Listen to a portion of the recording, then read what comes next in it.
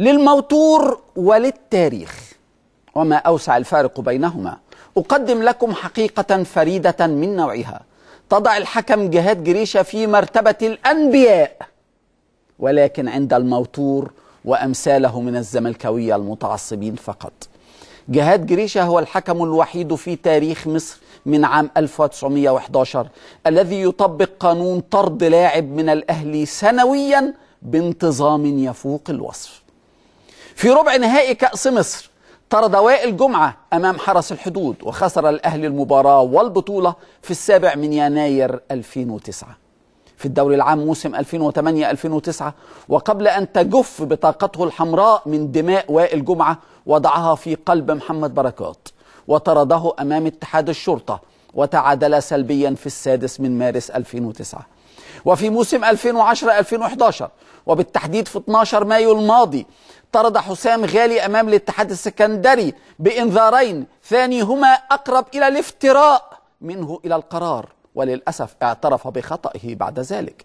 قبل يومين وفي موسم 2011-2012 طرد وائل جمعة أمام الإسماعيلي تنفيذا لقانونه الفريد. كلنا في انتظار ضحية جريشة المقبلة. إصرار جهاد جريشة على أن يلعب الأهلي ناقصا في كل مبارياته أمر لم يفعله حكم آخر مع أي نادي حتى في الأرياف أو المدارس منذ دخول اللعبة إلى أرضنا. لغة الأرقام لا تكذب والصورة لا تكذب، ونحن لا نعتمد كغيرنا من السطحيين حديثي العهد أو من شديد الجهل على الآراء أو على وجهات النظر أو على نظرية المؤامرة فقط. كل كلامنا ونقدنا قائم على الأرقام والصور.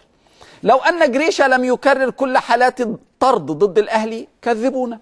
لو أن جريشة فعل الأمر نفسه مع أي فريق آخر ملطشة مثل الأهلي حتى في الدرجة الثالثة كذبونا.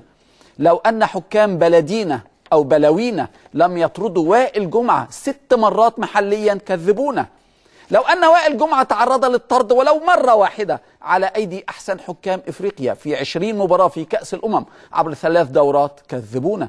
لو تعرض للطرد على يدي أحسن حكام أوروبا في كأس أندية العالم في اليابان عبر 3 دورات أيضا، أو في كأس العالم للقارات في جنوب إفريقيا، أو مع الحكام الأجانب في قمة الأهلي والزمالك عبر 11 عاما كذبونا. لو أن كرة عمرو زكي في مرمى المحلة تجاوزت الخط كذبونا.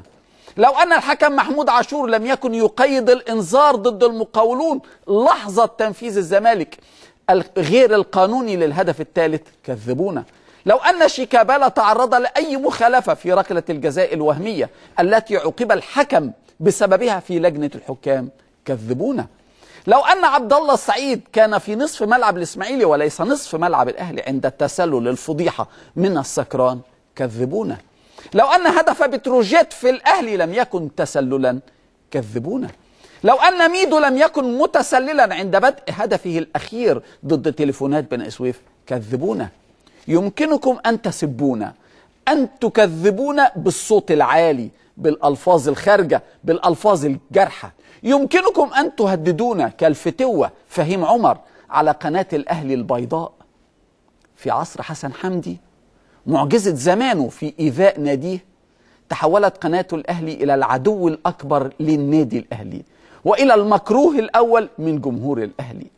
الأهلوية يشاهدون كل لقاءات الأهلي الآن عبر قنوات أخرى تفاديا لاستفزازات القناة ضد لاعبي الأهلي لا سيما وليد سليمان وجوزيه، تفاديا لسماع مذيع المباراة يضحك عند طرد وائل جمعة.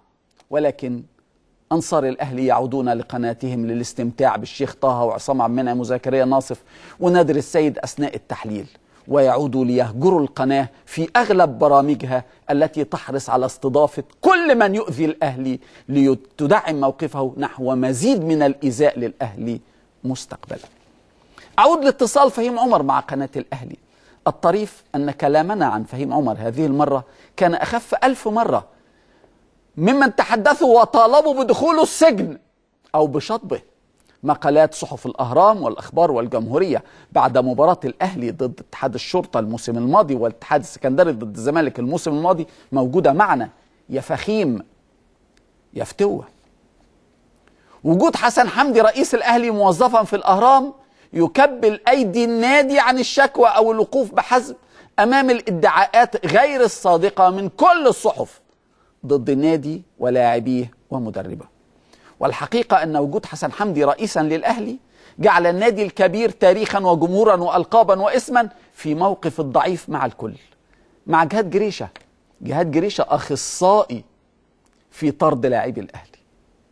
أو مع فهيم عمر أخصائي في اختراع ركلات الجزاء ضد الأهلي، غزل المحلة مرة وإنبي مرة وحرس الحدود مرة. أو مع الحكم محمد فاروق أخصائي تجاهل ركلات الجزاء ضد الأهلي، ده مرة 3 بنالتيات للأهلي ضد ما حسبهاش. أو مع ياسر عبد الرؤوف أخصائي ذبح الأهلي في كل حاجة، ده ممارس عام، ده كل حاجة ضد الأهلي معاه، ده ممارس عام. فريق الأهلي أصبح ملطشة ومطية للحكام، الحكام الخائفين من قسوة ووحشية الإعلام. حتى إن الأهلي في زمن حسن حمدي ظهر كالنادي الأضعف بين 19 ناديا في الدوري، الأضعف عند الحكام الأهلي. قبل يومين كنت أتناقش مع مدير فني أحد أندية الدوري الممتاز حول عزم استخدام حكام أجانب لمبارياته ضد الأندية الجماهيرية مستقبلا، وإذا به يؤكد أنه لن يطلب حكما أجنبيا لمباراة الأهلي. فوجئت، قال لي ده أنا الحكام بتقف ضد الأهلي، أنا أجيب حكم أجنبي عشان يبقى عادل معايا؟ لا، أنا عايز المصريين اللي بيكسبوني أو على الأقل ما أخسرش من الأهلي. ورغم أن لاعبي الأهلي هم الأكثر عددا في منتخب مصر، هم اللي بيكسبوك بطولة افريقيا، ومدربهم هو افضل مدرب في تاريخ مصر وافريقيا بالانجازات والارقام بين كل مدربي الدوري، لكن الاهلي اكثر فرق مصر تعرضا للظلم بالارقام بين كل الحكام.